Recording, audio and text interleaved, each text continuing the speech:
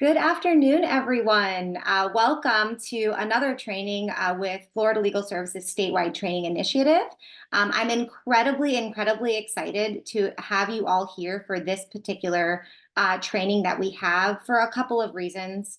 One, I am a Law alumni myself, but two, this training is being provided to you all by just a legend and esteemed professor that I had the luxury and gift to be educated by at the University of Miami School of Law, Professor Anthony Alfieri.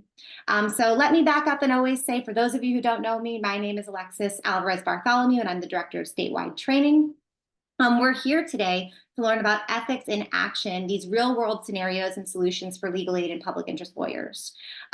You'll notice, normally we do our statewide trainings in a webinar format. This is different. This is a meeting format where you all have the ability to come off of mute, engage with Professor Alfieri, turn on your video, and be as involved and engaged as possible. So before we move in to content and other things, I want to ask you, if you haven't already, please turn on your camera. It can be disheartening to speak to a void of individuals, especially on a topic like this. So please turn on your camera, please be involved. We are so excited and happy to be here with you today.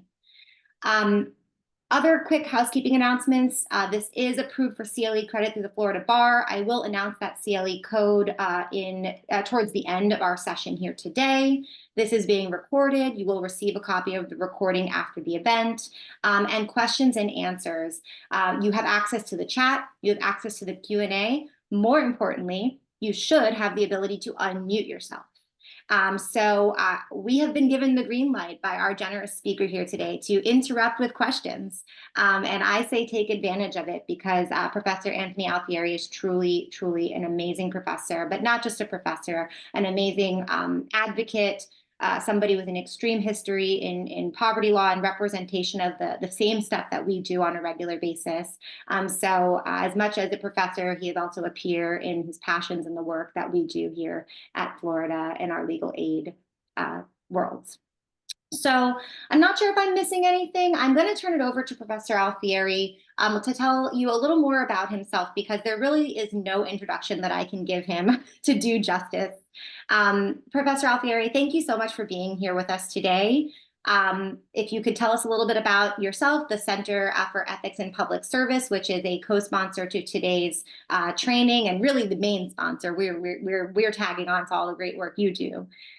We're very happy to be here with you today. Thank you so much. Great. Thank you, Alexis. And greetings and welcome to all of you out there. A couple of quick shout outs. Thanks to all of you for zooming in. Thanks to Alexis. Thanks to my longtime friends at Legal Services of Greater Miami, where we did a dry run last week. So thanks to Jeff Hearn, who's out there, and Monica, my former student and fellow here at the Ethics Center.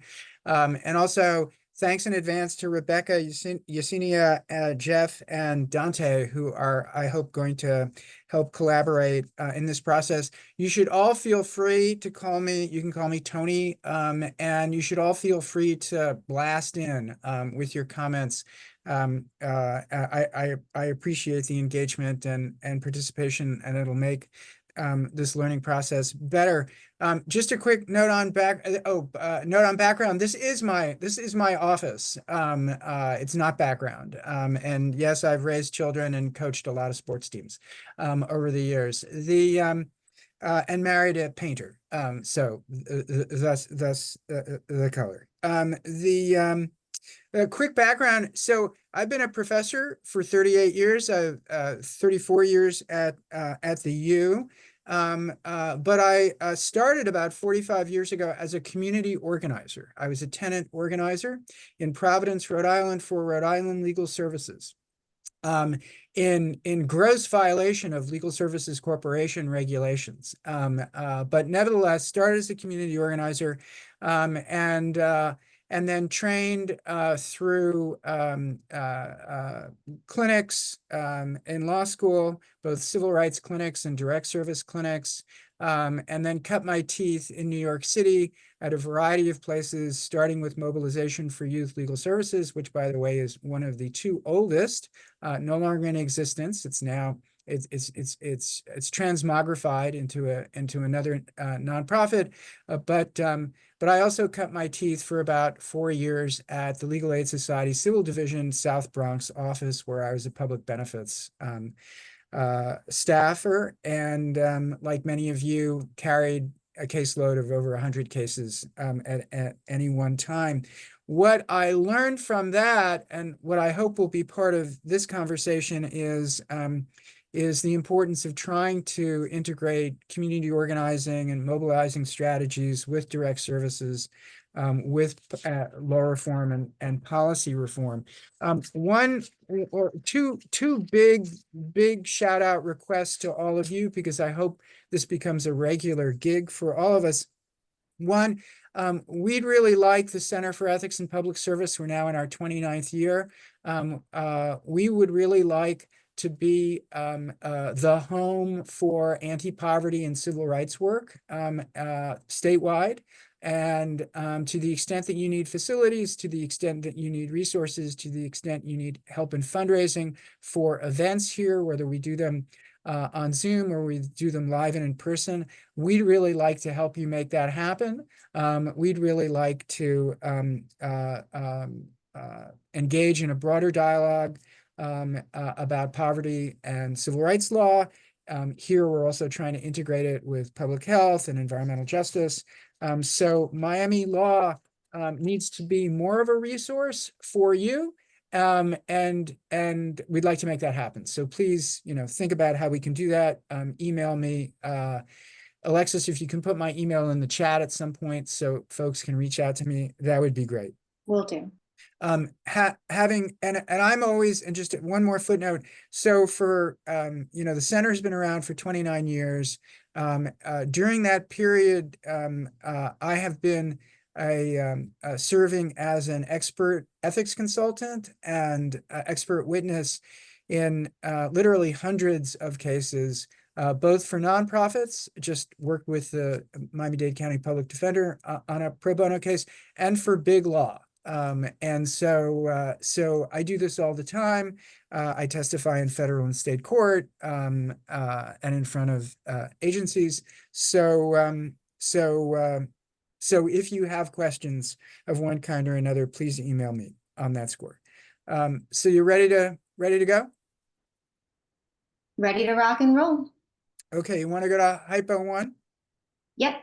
Okay, so Alexis, you want to introduce it and tee it up, and then we can start figuring it out. Sure. I'm having a quick delay, and I will tell everybody I'm managing the IT, managing the chat and everything, so bear with me. So our goal is to go through 3 hypotheticals today that, if you all recall, are hypotheticals that were sent by you when we were looking into what topics to cover. So the first hypothetical, it's 2 parts, and reading part A is, legal aid office represented husband and wife to resolution on a bankruptcy matter while they were married. A year later, wife came to legal aid office seeking representation to file for a dissolution of marriage against husband. Ethics questions that this brings up include whether legal aid office can represent wife, and a sub-question of what are the ethical issues that legal aid needs to consider in this determination of representation.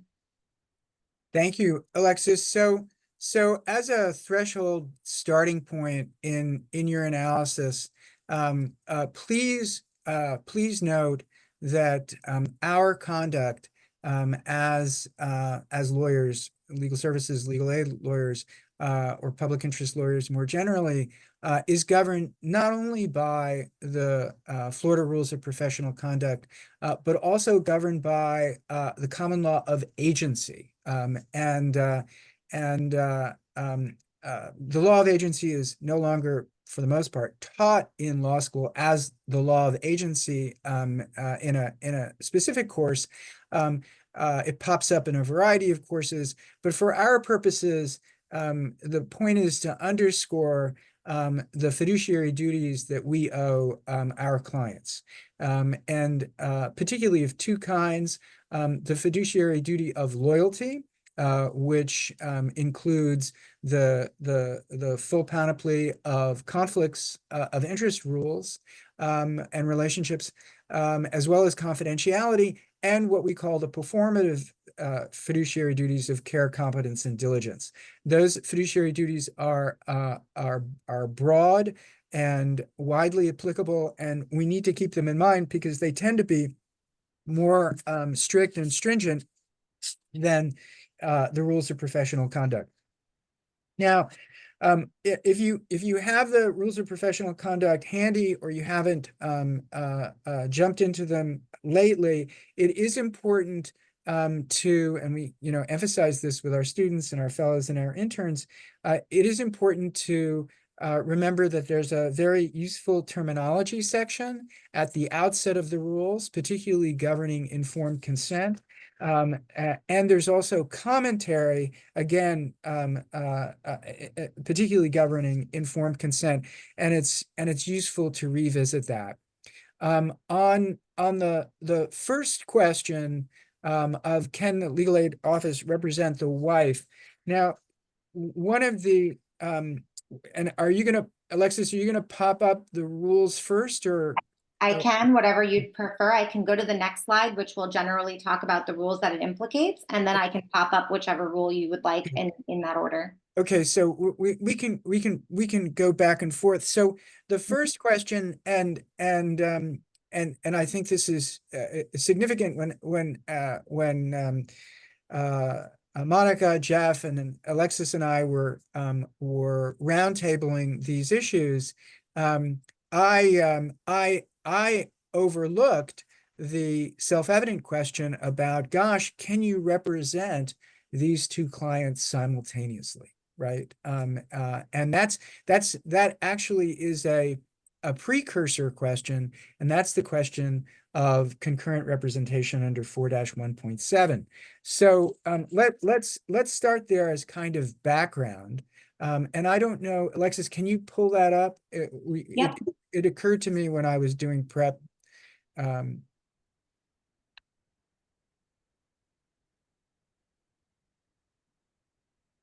you go. Pulling it up. And you said you want which rule? Yeah, 4-1.7. Okay, and let me make the screen a little bigger. There we go. Okay. Can everybody see that? So in what we call current client, sometimes we refer to as a concurrent client or joint client or simultaneous client representation, you do need to double check 1.7a and to see if you pass muster, right? For professors of a certain age, we learned conflicts of interest, particularly concurrent conflicts under 1.7, as an actual or potential conflict of interest question. We have now abandoned that distinction because it wasn't altogether helpful or coherent. And now we do 1.7 conflicts of analysis for not only concurrent, but as you'll see soon, former clients, et cetera, as a risk analysis, right? So I recommend that you not do potential actual conflict analysis, do risk analysis. So you'll see, for example, in A2, substantial risk. Now, for the purposes of this training and in general in a legal services context, you're probably unlikely to see a 1.7A1 direct adversity conflict. That is to say, you're unlikely to have a plaintiff, to have a client who is a plaintiff and simultaneously a defendant in the same action. It's possible, but it's a fairly remote chance. But a 1.7A2, and forgive me if I sound like an ethics nerd, I am an ethics nerd, a 1.7A2 conflict is much more common. So let's talk about that for a second. So you need to engage in a risk analysis, you're looking for a substantial or a significant risk. So the American Law Institute, for example, uses in the restatement on the law of lawyering, uses the language of a significant risk. For our purposes, it's a substantial risk that the representation, in this case, of the husband, while simultaneously representing the wife, will not materially limit the lawyer's responsibility to either one, right? Now, so how do you measure, and let me just add before we go into material limitation. So you'll notice in A2 that it's actually a four-pronged analysis, and you need to keep this in mind. In a concurrent client situation, the rule requires you to not only, so if you're representing the husband, you have to also look to the wife, to the spouse, but you also have to do a second level analysis regarding a former client, any former client. So when I was a legal aid lawyer in the South Bronx, a former client might be a member of the family, either a nuclear family or extended member of the family. Or a neighbor or a fellow tenant. So former client is a second level analysis. Third level analysis is a third person, a very broad category for concurrent client analysis. And then the fourth level of analysis is the personal interest of the lawyer. Now, if we were doing a for-profit training, the personal interest of the lawyer would likely be determined by the economic or financial interest of the lawyer law firm, right? As opposed to the personal interest of the lawyer in a legal services or a legal aid conflict situation, might, for example, be personal interest with regard to politics. So if you read the legislative history, a personal interest is sometimes identified with political interest.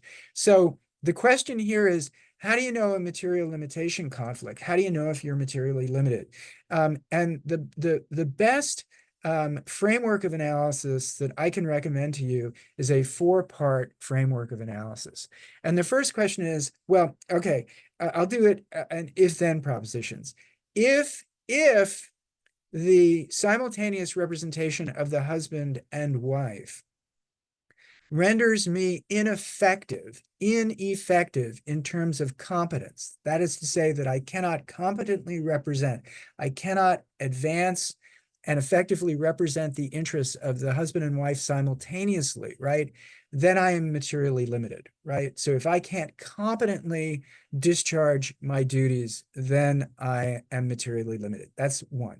Two, if I can't diligently, somewhat different concept, if I can't diligently advance the interest of the husband and wife simultaneously. And what we mean by that, oftentimes we use the phrase, are we going to pull our punches, right? And so by that we mean is, are we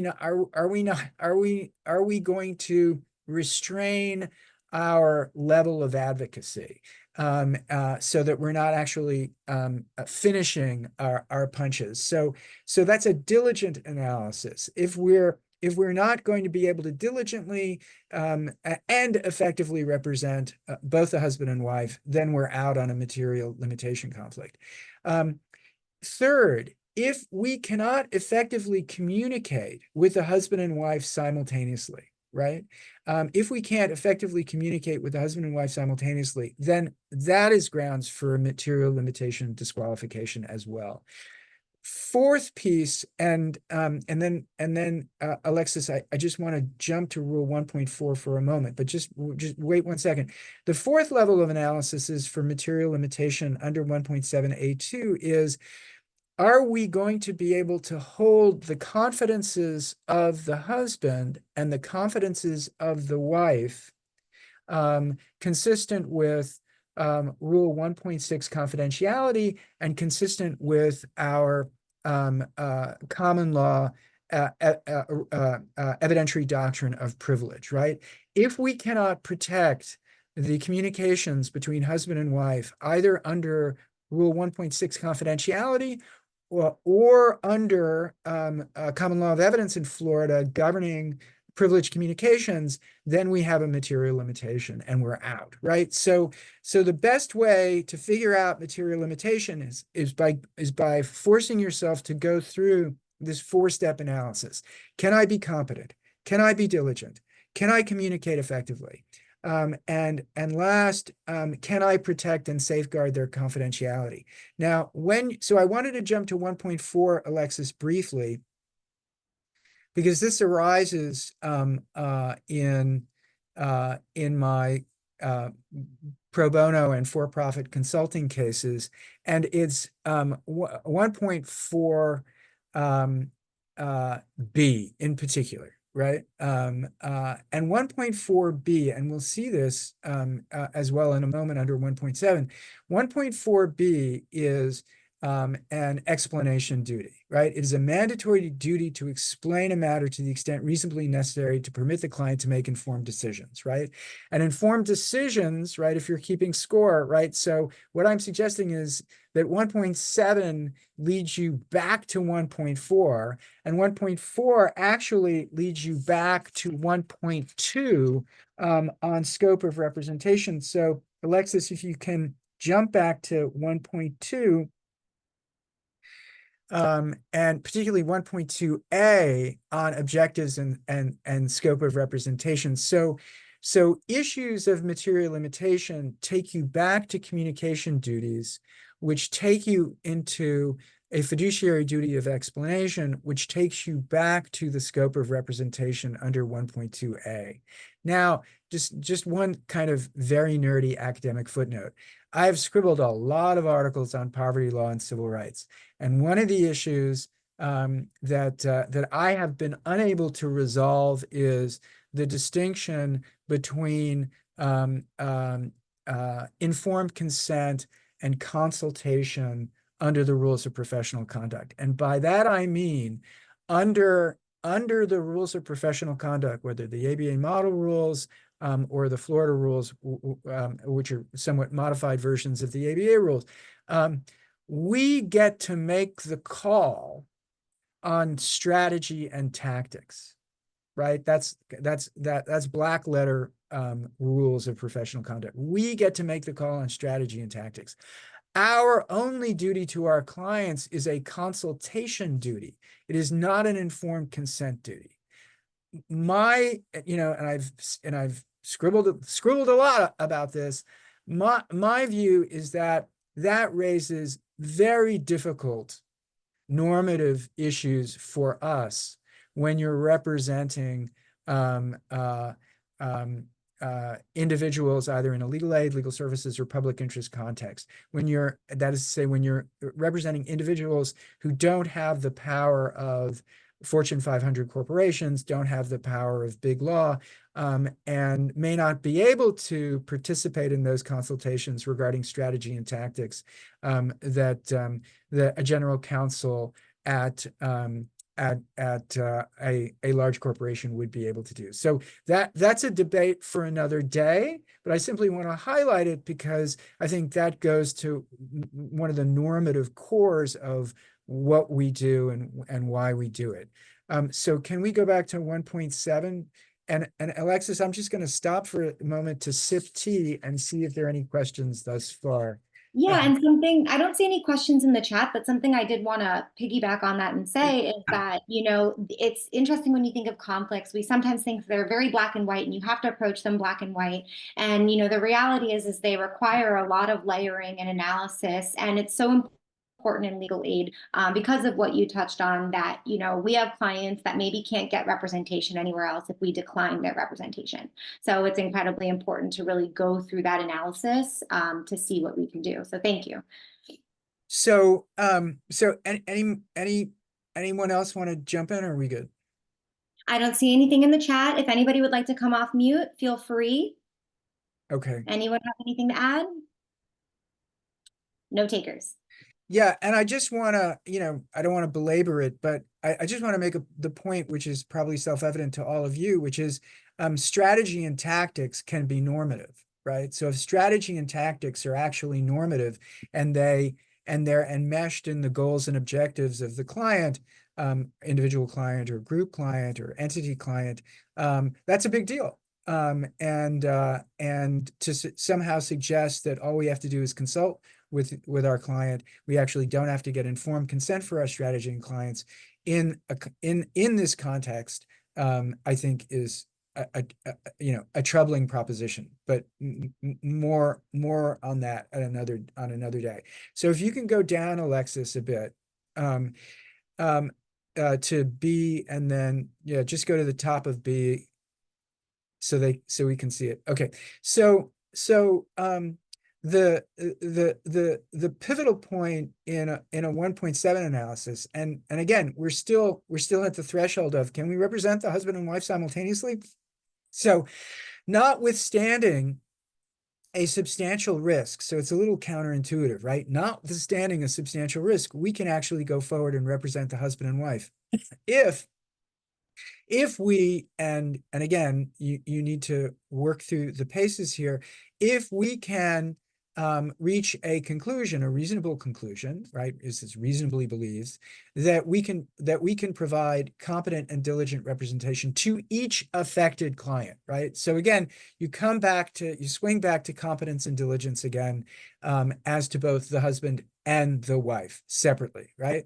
In B2, we actually don't, I just saw Dante in the crowd. Greetings, Dante. We don't see B2 except in some criminal justice sort of capital defense context. So B2 is probably not going to pop up on your radar, but B3 will.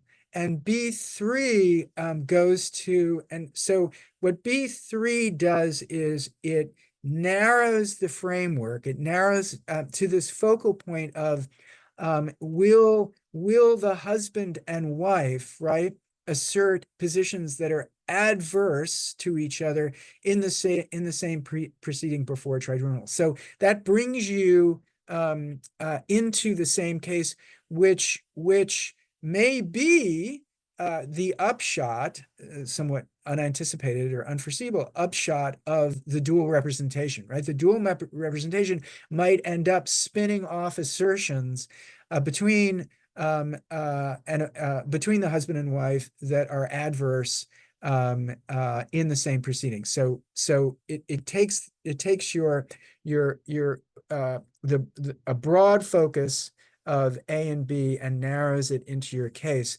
When you get into 4, again, you need informed consent from each, and that's why I started with the terminology section of informed consent, because informed consent is a really big deal. And I confess that as a young legal aid lawyer, I didn't fully appreciate what informed consent means. And I got to tell you, from litigating a lot of professional liability cases, legal malpractice, breach of fiduciary duty, on and on, uh, uh, on a regular basis, I will encounter Fortune 500 corporations, directors and officers, general counsel, outside counsel, and there will be serious litigated debates in federal and state court about informed consent, even if a corporate director and officer admits to reading and signing and giving informed consent. So in the for-profit arena, informed consent is a surprisingly contested idea. It has to be in writing, and we're going to see, because again, this underlying notion of explanation as a kind of fiduciary duty, I can't overemphasize, because the explanation to the husband and wife has to be, and you go to line 3 here where you read explanation of the implications of the common representation and the advantages and risks. So it's essentially a risk-benefit analysis, an advantage-disadvantage analysis.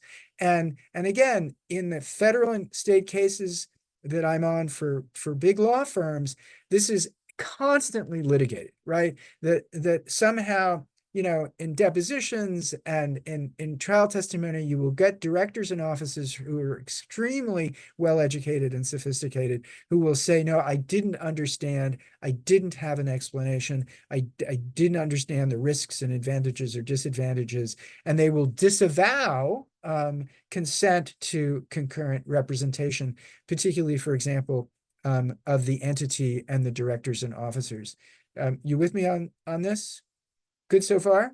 Professor, can I ask a question? Sure. Okay, so in your Part A scenario, what happens if, like, it says resolution of the bankruptcy? So we'll use specifically like the bankruptcy cases, they would have had to provide like all of this documentation, all of the financial pieces. It gets resolved, that's done. Here comes wife, she wants the dissolution. And of course, what's discussed in a marriage dissolution would be finances, etc. If initially it seems like I can definitely, represent both, nothing's come up, but then all of a sudden, let's say the wife says, I think that my husband is, withholding money, or I believe that he's, renting out someplace and getting additional funds. That he is, because in the bankruptcy case, when he had to go through that, credibility hearing, he said something related to that. So does it change in that sense? Do you now kind of have to say, okay, now I may have to disclose something, or I do not, because that's resolved and that was, you have to do properly obtain that information. I just know because I was the attorney on that bankruptcy case. So I'm just kind of curious how that. Yeah. So Courtney, it's a great question. And so we move then from the threshold, can we represent the husband and wife simultaneously in the bankruptcy, right? So that's the threshold step. You resolve that. Now you're going forward to your question. A year later, wife came to legal aid office seeking representation to file for dissolution. So now, right, the termination of your representation, right? And Courtney, so let's do a for-profit, nonprofit compare and contrast here. So when I was a legal aid lawyer, the Legal Aid Society Civil Division said, now look, you young whippersnappers, you need to limit this representation. You can't represent folks forever. And, all of us young whippersnappers were like, look, these people, these are our clients, and they come in on day one with public benefits, and then in day two, it's housing, and day three, it's family, and day four, it's consumer, on and on and on. And so there was sort of this tension over it. And so the question that I have for you, Courtney, is your shop, or are the other shops here being careful about sending a discontinuation of representation letter to the client, right? Because I got to tell you, all the big law firms, right, who know, and they know better, right, and the midsize and the boutiques, everybody else, they never want to send those letters. They never want to send those letters because they view a client, a former client, right, as a potential revenue stream, right? So who wants to terminate that representation, right? So can I ask that question back to you? And you don't have to disclose it. We can speak hypothetically, but so let me just ask generally the folks here. So are you sending discontinuation of representation letters? Because if we're doing best practices, right? And I get grilled on this in court all the time. Well, you're testifying to a best practice because you run an ethics center. Well, yes, but so do you have the sense that there are discontinuation letters going out? Yes. So if it's not in a like formal letterhead memo that basically says that we're done, it is in writing somewhere, email or otherwise, that says, thank you so much. We have concluded our legal services for you. We've done everything that you initially came here for. So yes. Okay, good. Can I just ask the group, is that not going on someplace, or?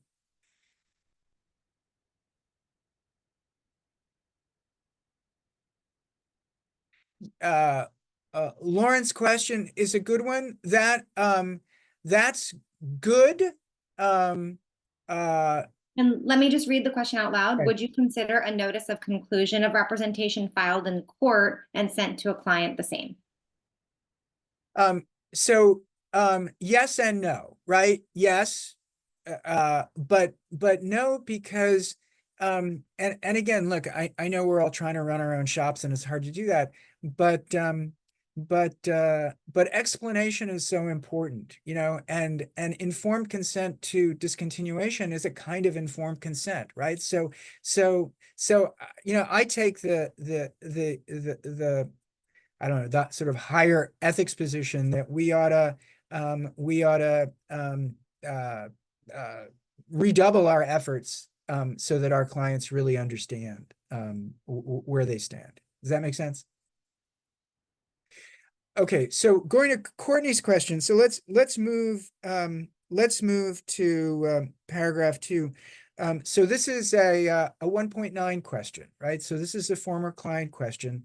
And in former client analysis, we start with 3 questions, right?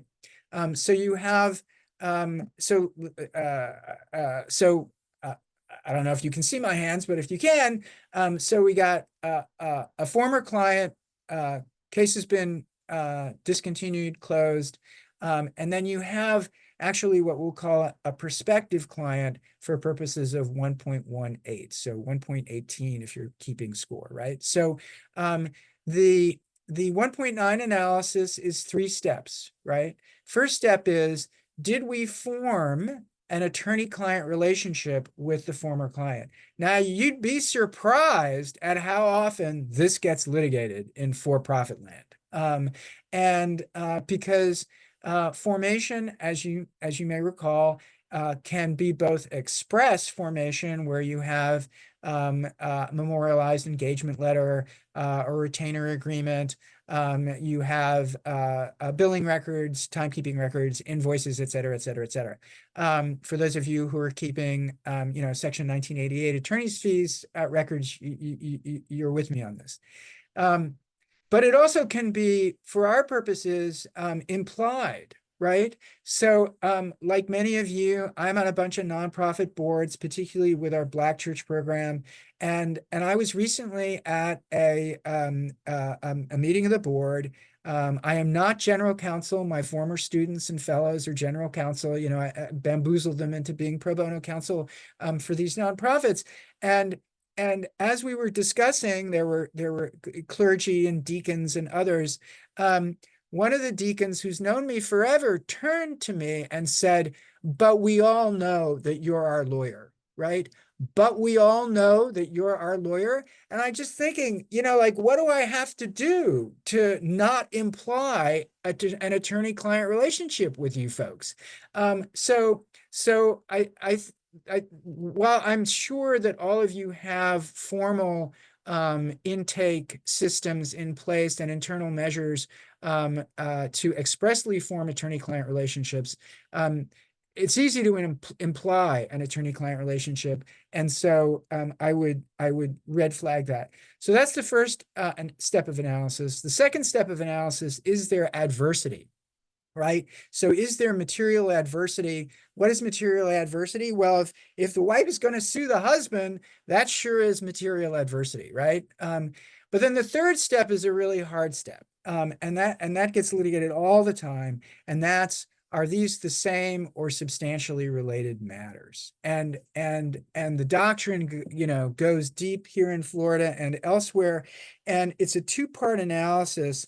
And it starts with the question of, how do we define the matter, right? So I'm gonna go down the rabbit hole just for a moment, because I just testified about this, so it's fresh. The trauma is fresh in my mind.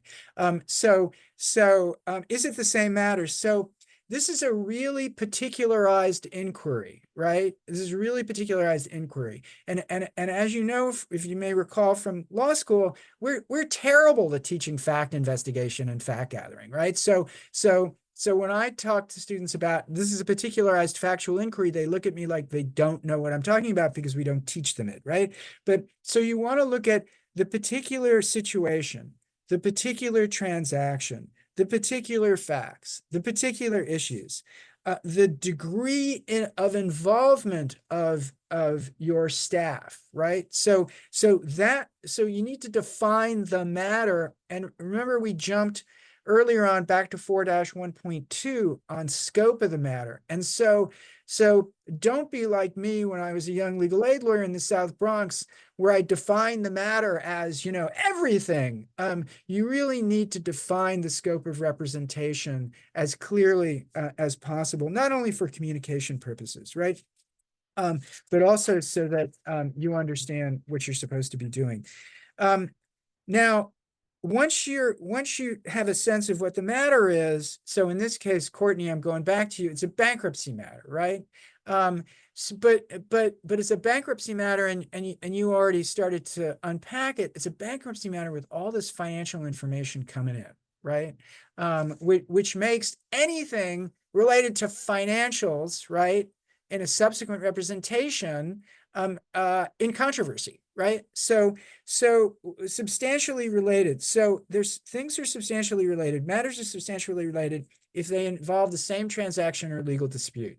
So Courtney, unless somebody jumps in, I'm going to keep going back to you. My con law professor did this to me every day, you know. Because he liked me, so he said. So Courtney, I like you very much. So is it the same transaction or legal dispute? Is a divorce or dissolution the same transaction or dispute? You know, and this is my nuance, because if in the bankruptcy case, you of course have to be explaining, you know, what your finances are, how you're going to, of course, get through bankruptcy, and you have to be very honest, and the judge is judging you on the information provided. If I'm the wife, if the wife comes and says, well, you know, I don't think he disclosed everything, you know, we're going through this divorce and I don't think he disclosed everything, and I'm looking for alimony. So to me, there's a connection, because if I'm the attorney and I know that he said, oh yeah, he's renting a room to such and such, then I feel like there's a direct connect. I know something that she needs to know for my representation of her to hopefully get more money on her end. So I feel like right, that little nuance is my right. Well, okay, so I'm just going to stand up for a second and take off my jacket, because I'm having a holy smokes moment, because the holy smokes moment is that holy smokes, your former client just told you that you may not have fully disclosed to a bankruptcy court, right? All of the relevant material facts, right?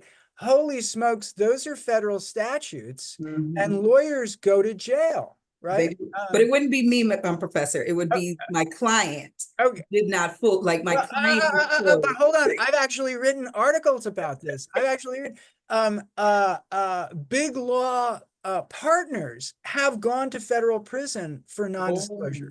Oh And I secretly celebrate those moments, but you know, don't tell my dean. But Courtney, I really do think that for all of you, if you have represented a client in something like a bankruptcy matter that had financial disclosure obligations that are statutory or regulatory, and then you subsequently learn, holy smokes, there may not have been full disclosure. So you should call me right away. But one of the pro bono. One of the questions is, okay, so what do we do about that? Do we have to do anything about that? And I gotta tell you, because I have the rules in front of me. And I know, Alexis, we're going off the board, but I'm going to come back. This is all Courtney's fault. And I can pull up the rule. Just tell me what you need. Okay, so go to 3.3. Because most, let's see. Okay, go to 3.3. No, I'm sorry. Yeah, 3.3.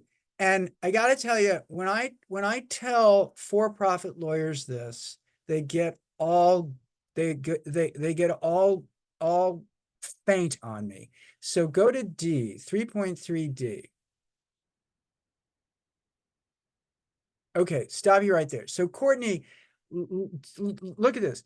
So under the ABA model rule, the duties of, this is, by the way, the candor toward the tribunal duty. Um, uh, uh, so this is the what we call the officer of the court duty. So it says the duty stated in this rule continue beyond the conclusion of the proceeding, right?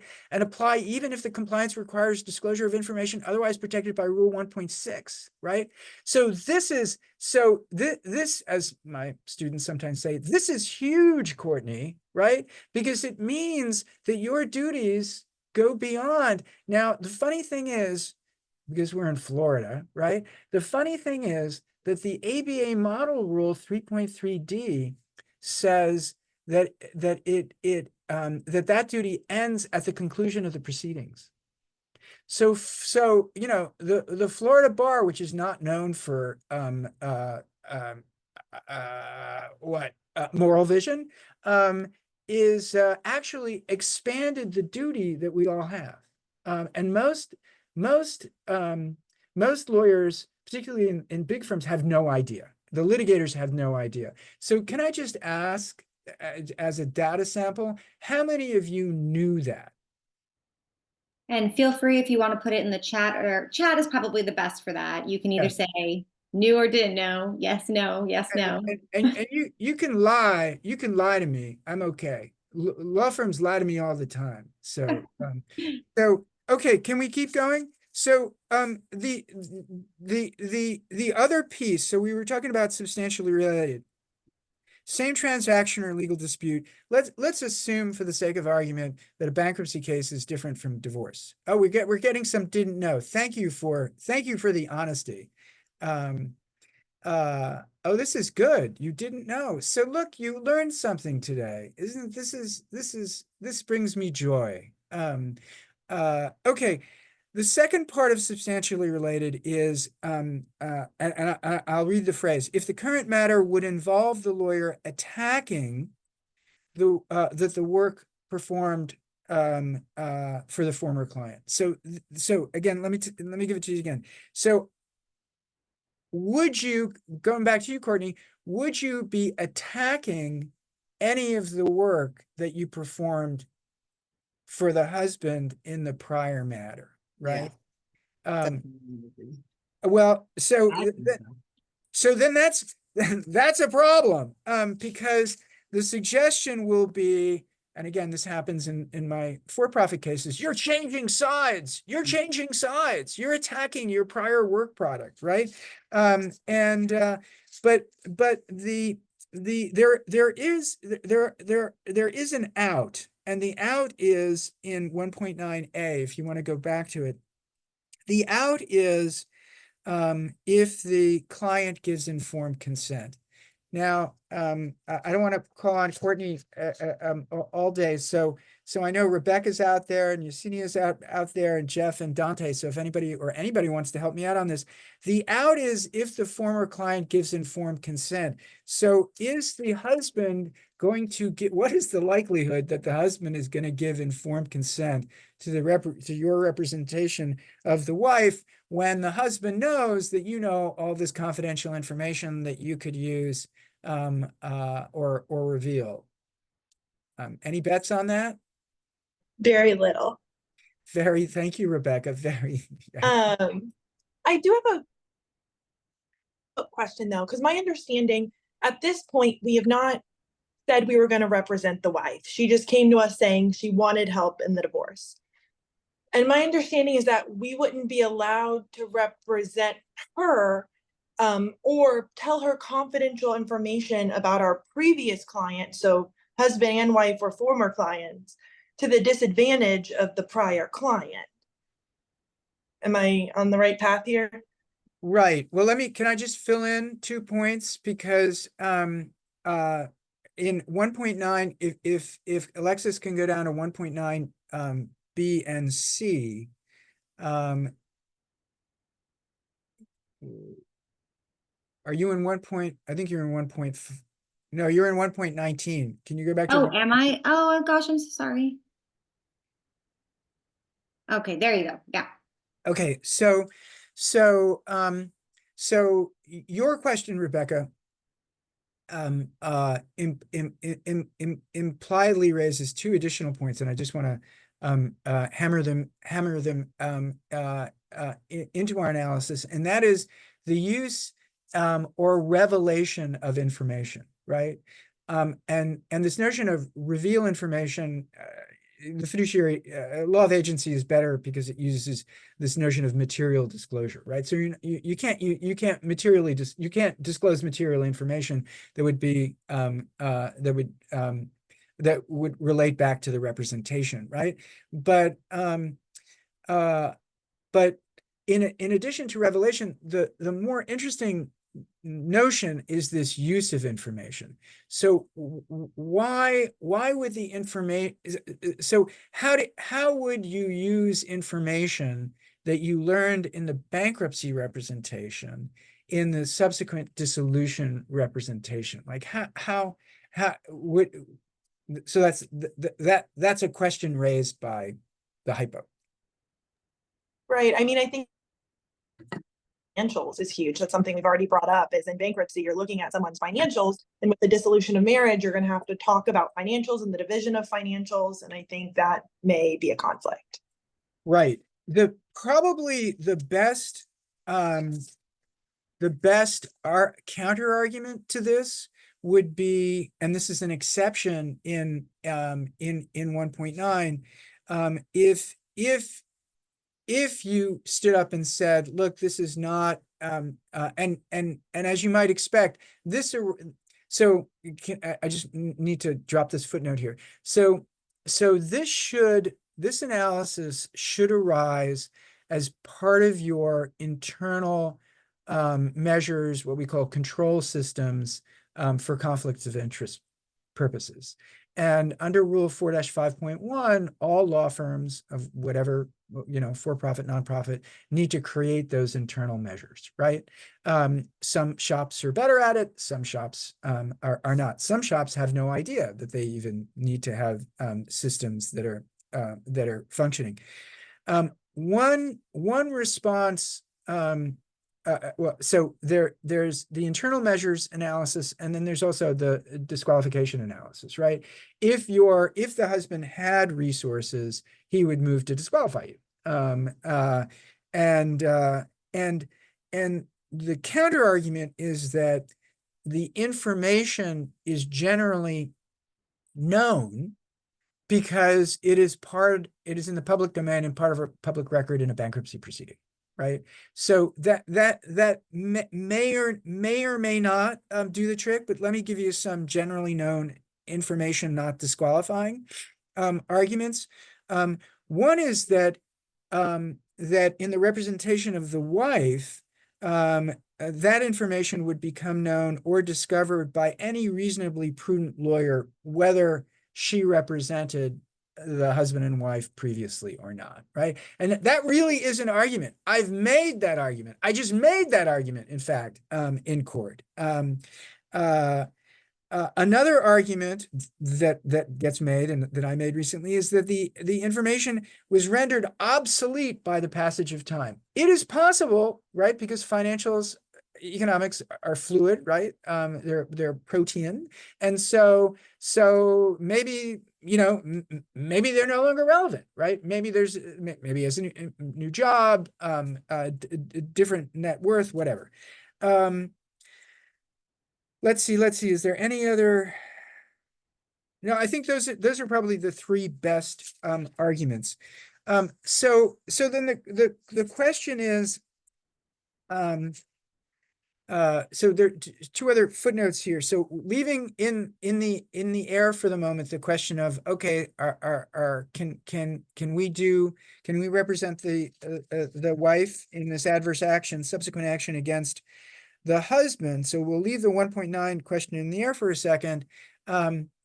Does Courtney, I'm going and Rebecca, I'm going to use you as stalking horses. So does the knowledge in your head, right, disqualify the rest of your shop, right? Under 4-1.10. That's the we call it vicarious or imputed disqualification question, right?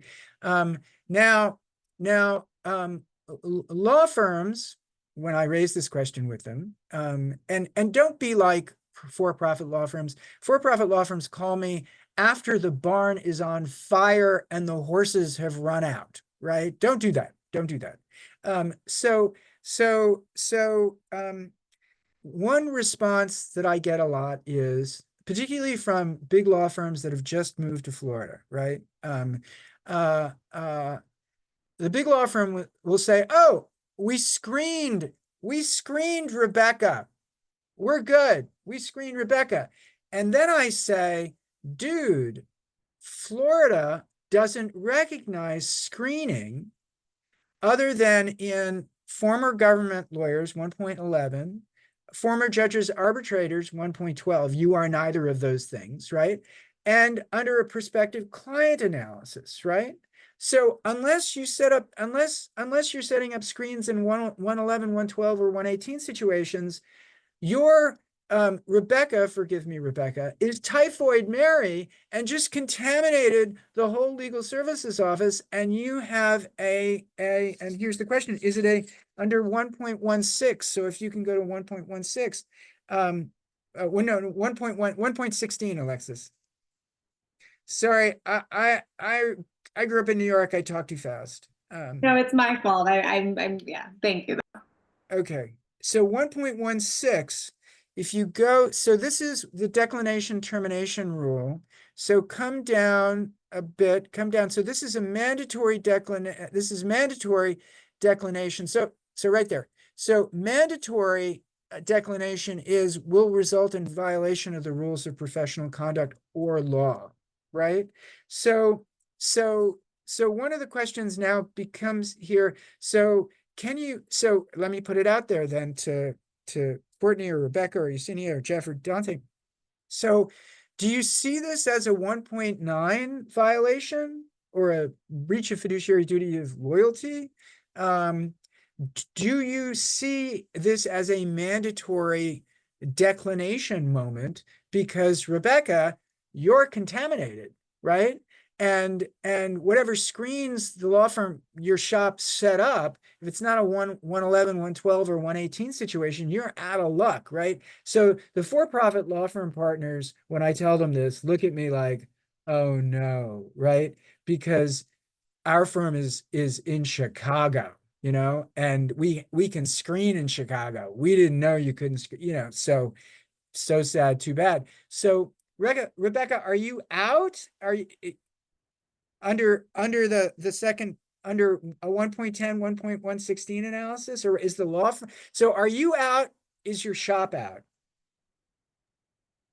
So my understanding is, so if I'm still a part of the firm, then the whole firm is likely is conflicted out of the case, because it's not just based on me as an individual attorney. But if an exception to that is, like, if I disassociate from my law firm and it's deemed that the matter isn't same or substantially related, and the remaining attorneys in the firm don't have that protected information that would be deemed material, then the firm could continue representation. Yeah. Yeah. So Rebecca, you get an A for all of that. And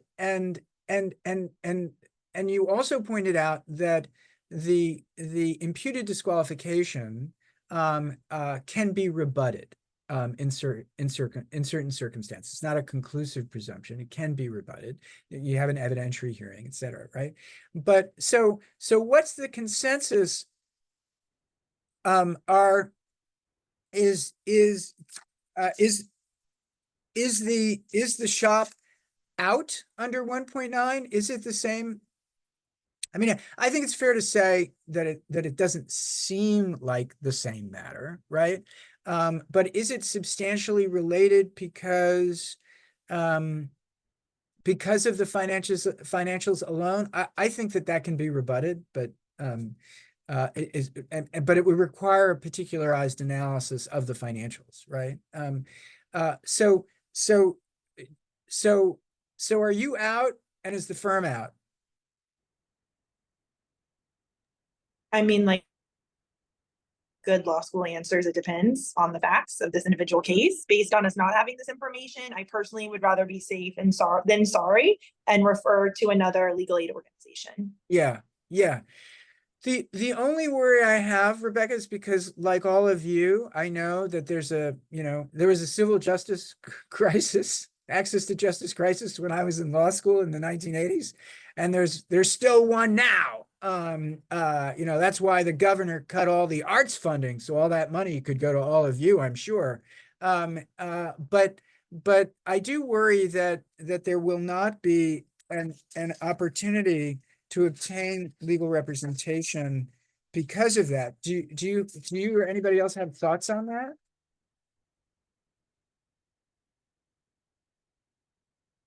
Or that is to say, do you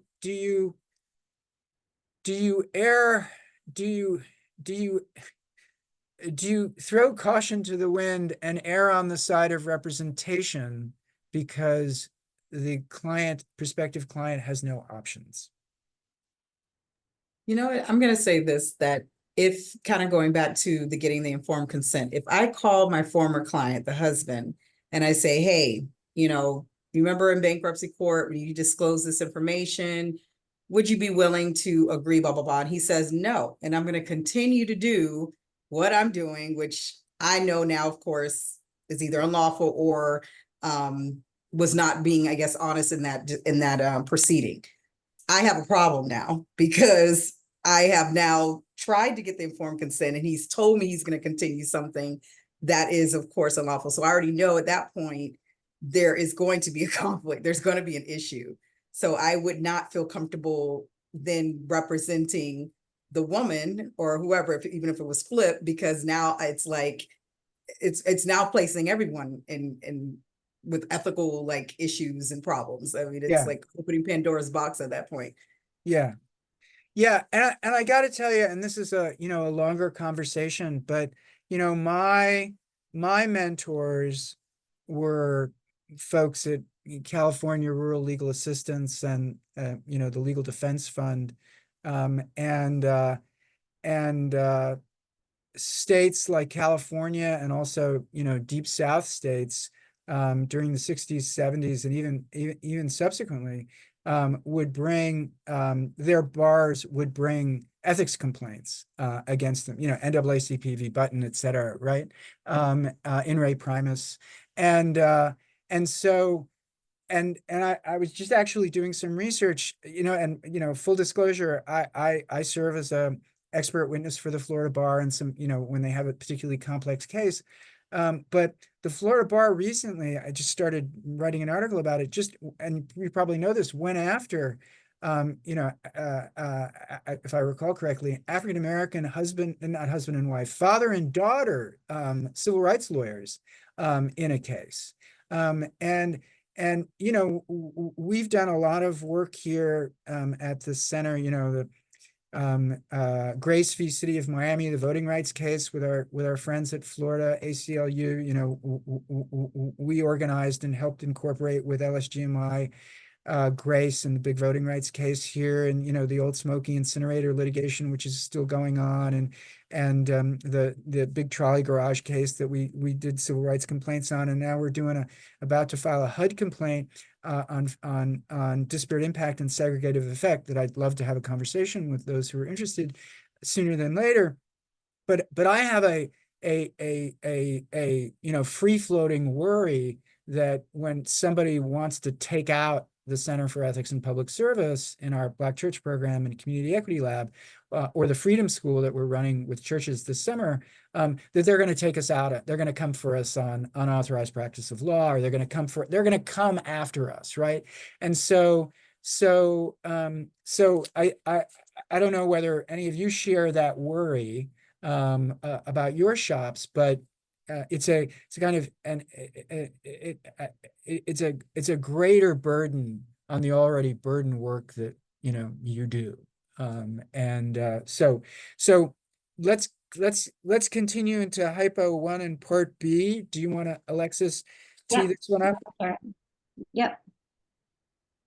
And again, if you're keeping score thus far, we've done 1-7, 1-9, 1-10, 1.2, 1.1, 1.3, 1.4, and we're heading to 1.18, which is a scary place to be, let me tell you.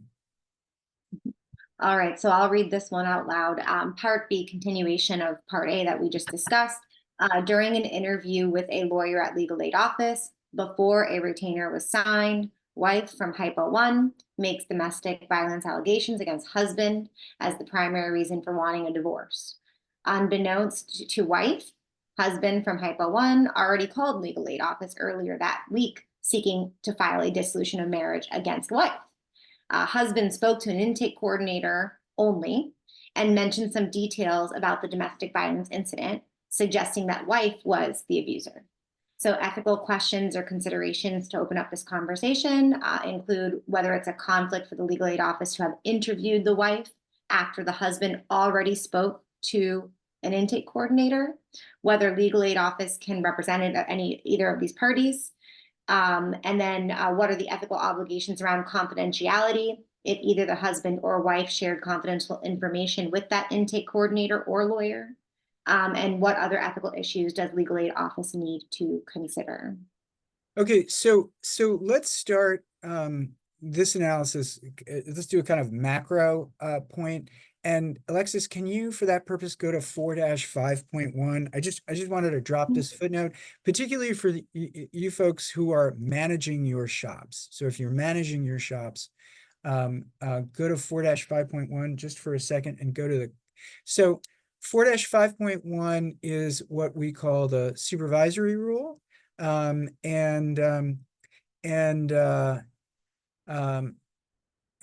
note it's a supervisor liability rule. It's not a vicarious liability rule. So if you go to comment, Alexis, go down to the comment and stop at comment 2. So for those of you who are, you got to come back up. Okay, yeah, okay. So so for those of you who are running shops or aspiring to run shops, I really urge you to take comment 2 seriously, because it requires all of you who are in managerial positions, right? Not only to provide reasonable assurance that all the lawyers are conforming, but to that end, right, creating policies and procedures, right, designed to detect and resolve conflicts of interest, creating tickler systems, accounting for property, footnote to 4-5.1, which we'll get to, or 5-5.1, which we'll get to, and then supervision of inexperienced lawyers. So the question that Alexis, the part B of the question really, I think, highlights the importance of having internal procedures and policies that control for these kinds of situations, right? Because all of this can be anticipated and foreseen, and if you're and you know, we need to protect ourselves. We need to also protect the best interests of our clients. So can we jump to, because we've talked about 1.7, 1.116 a bit. Can we go to 1.18? And can I'm looking for help from our volunteers. So Dante, Jeff, Yesenia, if the spirit moves you, yell.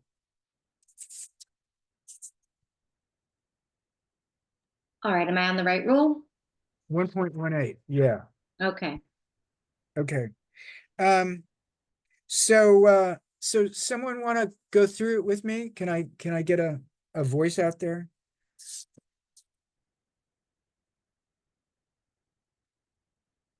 And what do you mean by go through it? Yes. Yeah. Okay, Jeff, good. Okay, thank you. Yeah. So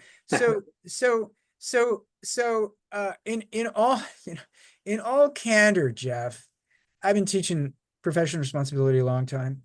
I didn't really take 118 very seriously. It was like, oh yeah, prospective clients. When I had intake at legal aid, hundreds of people would show up in the morning. They'd line up at 6 a.m. in the cold. It wasn't good. Sure. And it continues to be that way, I'm sure, for your shops.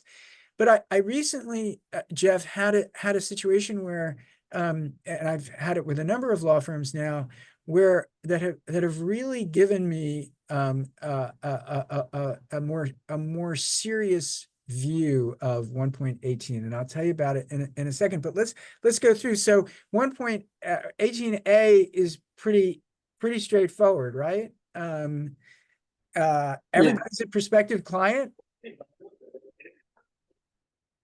Yeah, Jeff, just stay unmuted. So Yeah, everybody's a prospective client. We good? sure, Okay. sure. Okay. Yeah. So then we go to B, right? So then the question is, so are our communications confidential, right? So can you cursor up a little bit, Alexis, please? Okay, so even if there's no implied or expressed formation of the attorney-client relationship, and by the way, for those of you who may be searching the rules for a definition of formation, it's not there, which is really unhelpful. It's common law, right? So then the question, Jeff, is, someone is communicating information to us. So what's the rule with regard to confidentiality?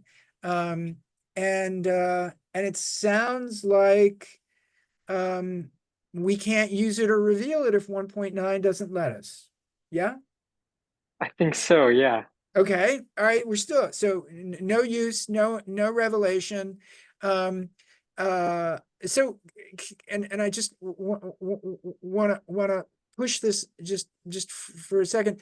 So what's the difference? So is it really, Jeff, is it really possible that you can have confidential information about a prospective client that may be relevant to their representation or the representation of a former or current client? So I get that the disclosure might be harmful, but why why is the use harmful? Why in other words, is it that they may not know, you have the information, they know you have the information, you might use it. How does that work? I mean, use information. I think, yeah, just the fact that you know it, and it could affect your thinking about the case or your analysis of the other side of the case. I think that alone is enough. Well, so I think you get to a really important point, because when you work through the rule, the norm is loyalty, right? There's this loyalty norm sort of that this is built on. So and rule 1.6, and Alexis, can you jump? And I'm going to start talking even faster because we're running out of time. So rule 1.6a is important because the takeaway from confidentiality is, and when I do this, if I had a whiteboard, when I do this in class, I draw this big circle and I say, okay, if it's related to the representation, it's in the circle, right? And that circle is really broad, and common law privilege is in there, and work product is in there. So then let's go back to 118. So Jeff, so let's go to subsequent representations. So, and this is, this is so poorly drafted that it just gives me migraines when I try to explain it to students. So we're subject to confidentiality with respect to the prospective client, right? And at this point, the husband and wife may both be prospective clients. Can we call them that for a second? Yeah. Okay. That sounds fair. Okay, so they're both prospective clients. We're subject to B because we're under 1.18. So this is, not represent a client with materially adverse to the prospective client. We're now in this sort of same substantially related matter analysis. So 1.5 is stuck in there. We're in that disadvantage analysis as well. And then going back to Rebecca's point, 1.10 is impliedly cited there. So subsection C takes 1.6, it throws in 1.9 in there, 1.10 in there. All these rules, right, are crunched together and cite it and embed it in there without citation, right? So C is not helpful, right? But then so C is confusing but it's not good. It's not good confusion, Jeff, because it seems like we're not going to be able to do this, right? But then you go into D and surprising things happen. So come down to D. So okay, so confidential information, let's assume that we'll designate disqualifying information is confidential information that's going to disadvantage one of the clients, right? One of the prospective clients. Okay. All right. Yeah. So but like 1.7 and concurrent conflicts of analysis, we can do this, right? If both the affected client and the prospective client have given informed consent. Okay, so one of the questions, the funny thing about the hypo, the sort of challenge about the hypo is that this language before the retainer was signed, right? Right? But we'll overcome that point of fact by assuming that there's implied formation. So let's give that implied formation. Okay. So let's say we'll treat the wife as a client, right? So when the lawyers receive disqualifying information, which we have, right? We can still do this if both the affected client and the have given informed consent confirmed ready. All right. Is that going to happen, Jeff? Odds seem low. No. Okay. Now life gets interesting, right? So if you've received this information, right? Did you take, right? You're the typhoid Mary. Did you take reasonable measures to avoid exposure to more disqualifying information than was reasonably necessary to determine whether to represent the prospective client? You know, this is like a holy cow moment. It's like, what did I do? And this is why I gave you 5.1, right? Because in the for-profit context, Jeff and other folks, I'm getting cases, right? So a lot of big law firms have come to Miami and South Florida, right? And Florida, right? From other states. And there's been a lot of lateral migration. So partners have been switching firms, right? And but they take all these conflicts and confidential information with them. At their new firms, they're pitching their old clients, right? Right? Okay, so they're pitching the old clients. So I'm encountering situations where a big law lawyer has switched firms. He's pitching an old client. The old client is his pal. They play golf, right? And the old client says, "Hey, Jeff, Jeff is saying, oh, you really, if you need any help, I'm at Big Law X." And they say, "Oh yeah, we could use some help. Here, do you mind looking at this PowerPoint? Here's a thumb drive. Can you take a look at this thumb? I swear to God, this is happening. Oh, can you take a look at the confidential documents for our corporation? Right? Can you do that?" But it turns out, Jeff, your pals, right? You're new to Florida. Your pals in LA, right? In New York are adverse to that prospective client, and you don't even know, right? You don't even know, right? Because you haven't run a conflicts check because you haven't had to, right? So that's the state of the world. Now, in the legal aid context, right?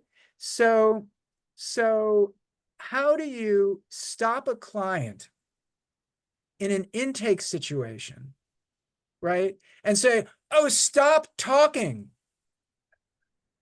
because I need to avoid exposure to more disqualifying information than is reasonably necessary for me to determine a conflicts check." That's where we are right now, right? So your shops need to figure out in intake prospective client situations whether you're going to come into receive disqualifying information, which means confidential information, right? which may affect a current client. You with me? Now, so let me ask you, how many of your shops have a 1.18 red button in your offices that you can punch, right? And I don't know if any of you are old enough to remember the original Get Smart with the cone of silence that comes down but never actually works. So you got to do flashcards. A wonderful show. So how many have a red button, a 1.18 D2 red button that says stop talking? You're disqualifying me.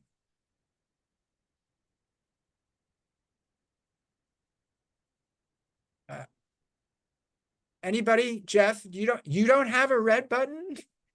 Not quite yet. Right. Okay. So as an internal measure, all of your shops need to figure out how to deal with this, right?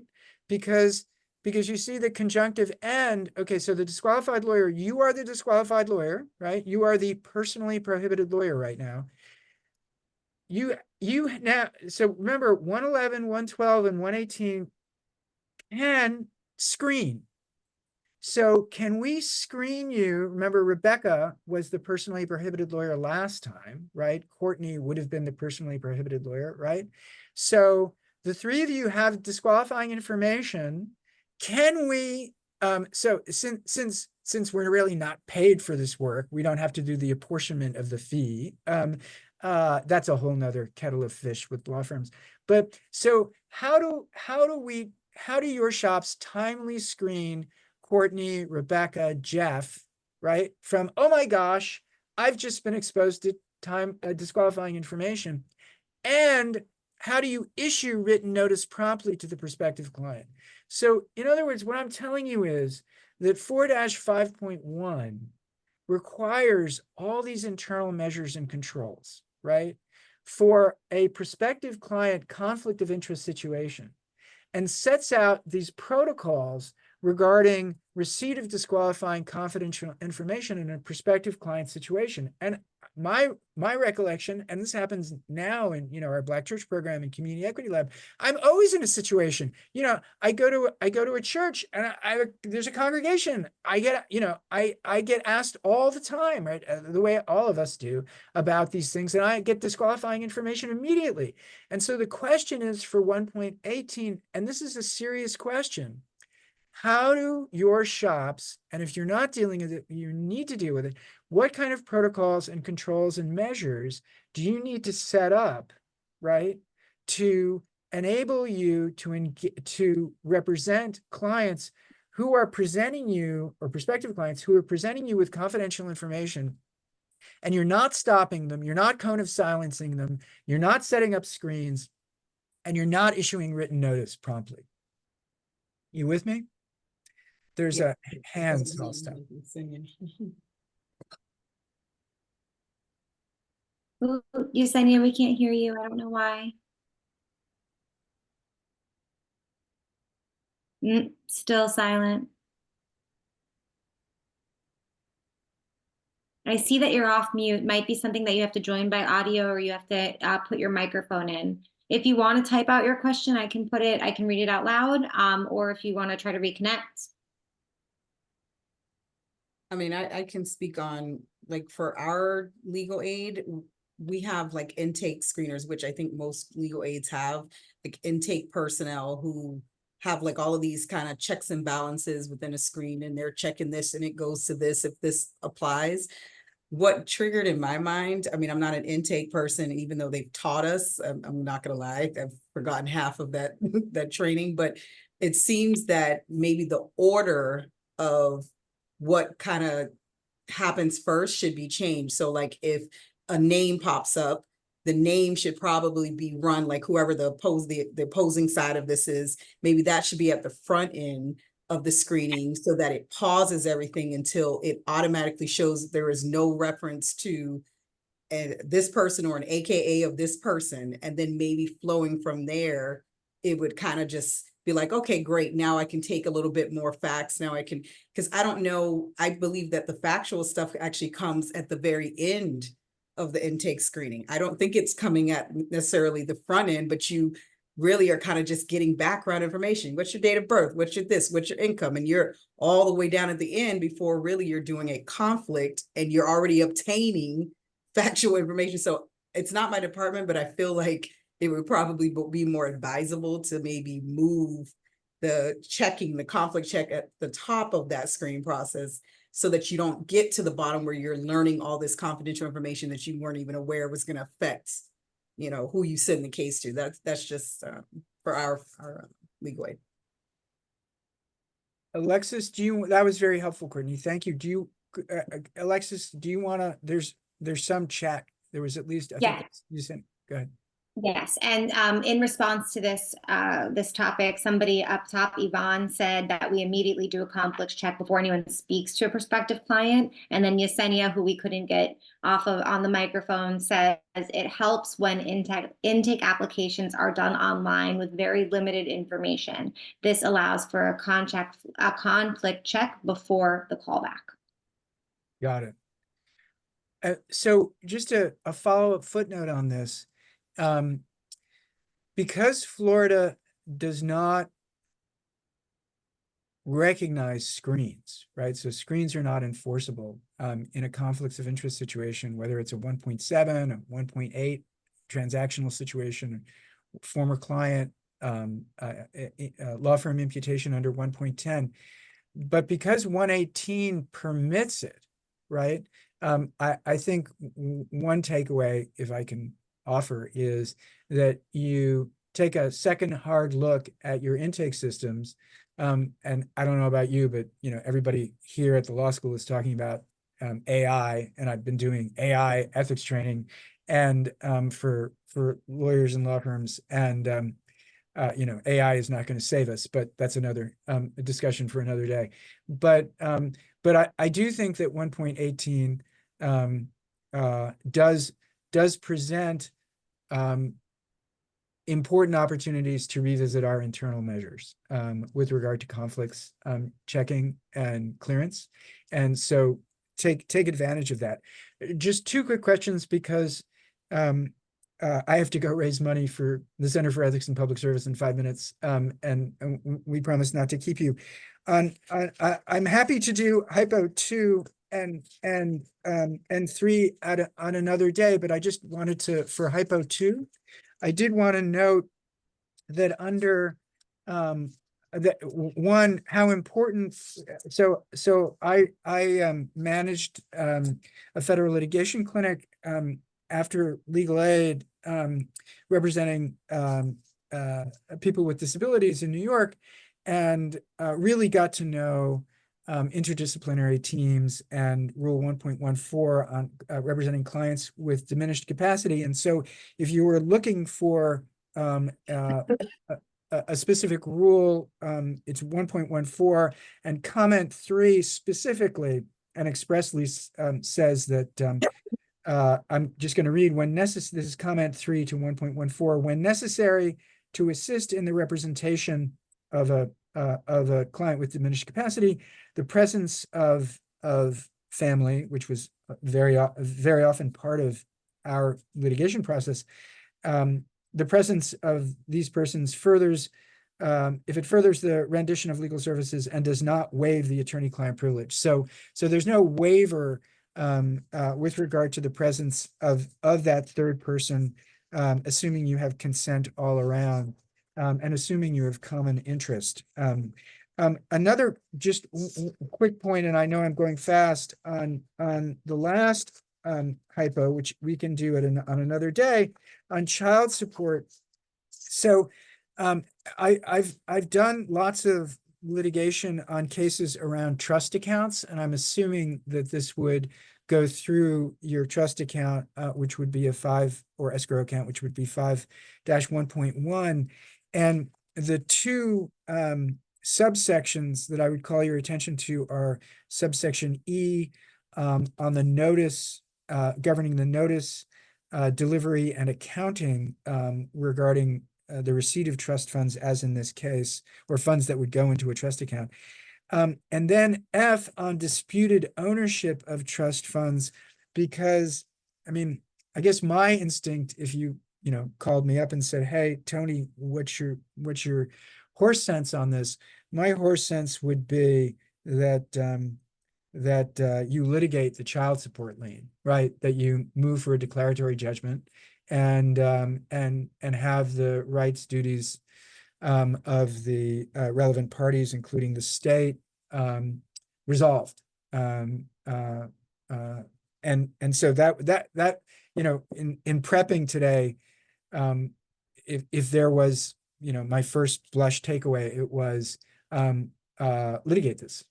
Don't roll over. So notwithstanding the importance of child support. Alexis, we're 3 minutes over, and I have to go raise money in 2 minutes. Yes. All right. Well, this was amazing. Already people in the chat are saying we would love to see a part 2 of this, especially with the second hypo and some of the other things. So Professor Alfieri, I just want to say thank you very much. I'm trying to move my PowerPoint over to the CLE code, but it's my PowerPoint's moving very slow. I am bathing in nostalgia from learning from you when I was a law student. You are incredible and such a brilliant mind. And thank you for, just gracing us with your time pro bono and teaching us about these important things.